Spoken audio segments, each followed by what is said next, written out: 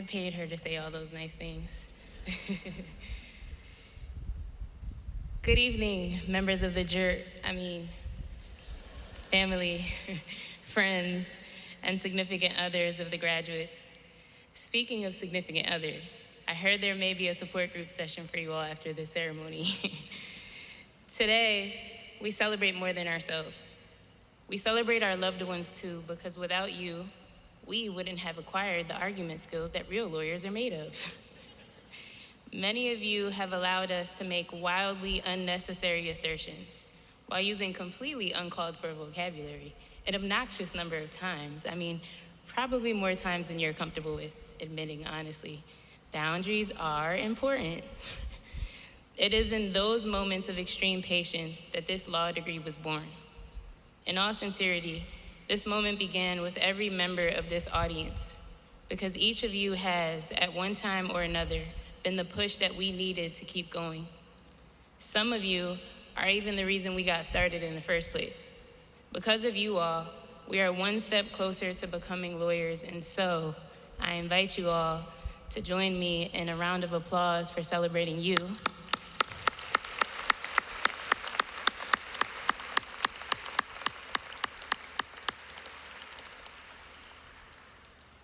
A wise poet once said, "The only difference between a garden and a graveyard is what you choose to put in the ground." Every day, millions of people make graveyards of their dreams. 4 years ago, each of us arguably chose to make a garden of ours. We planted seeds right here on Broad Street. A strange place for a garden, I know. When doubt tried to make a home of our soil, some of us gave in. We questioned ourselves. The way a prosecutor cross-examines a defendant's key witness, for me, it sometimes would go a little like this. "Isn't it true that you hate reading?" "Yes." "And yet you still chose to attend law school." "That's right." "A field that requires 2 hours of reading for every 1 hour of class." "Yes." "And you'd seen the size of law school textbooks prior to making your decision, right?" "Mm-hmm." "And you'd agree that each book is larger than the size of your head?" "Yes." "And we agree that your head isn't small." "Correct." "In fact, it's quite big, isn't it?" No argument there. "And you didn't think to use it to make better decisions for your life?" Objection!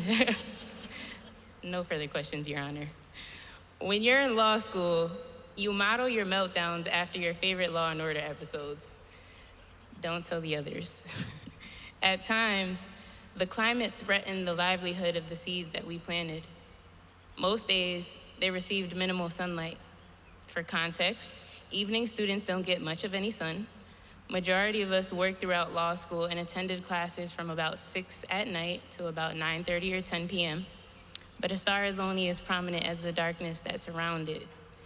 It's like why temple night owls exist in the first place, to illuminate the night skies of North Philadelphia, right, DMV?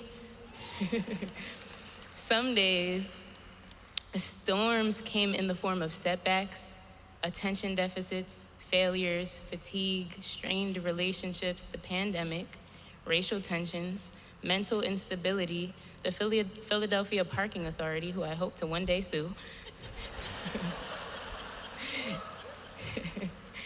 illnesses, financial hardship, and so much more.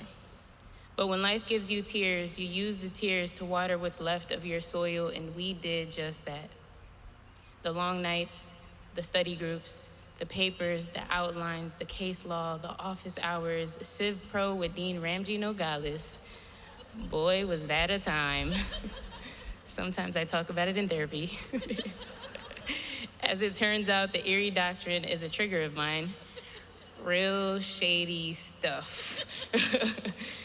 If the only difference between a garden and a graveyard is what you choose to put in the ground, then today's ceremony is proof that we chose faith.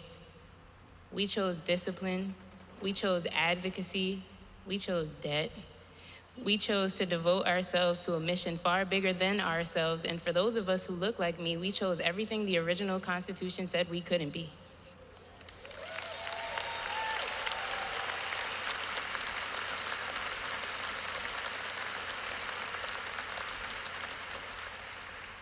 No matter where our jurisdictions lead, I pray that each of us continue to find reasons to bloom entire gardens in the soil of our wildest dreams.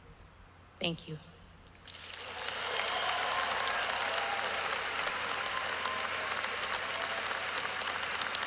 Thank you, y'all.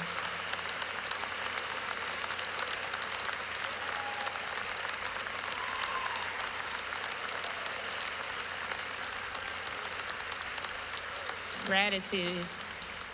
And before I head off stage, I did want to drop a couple of notes for the audience.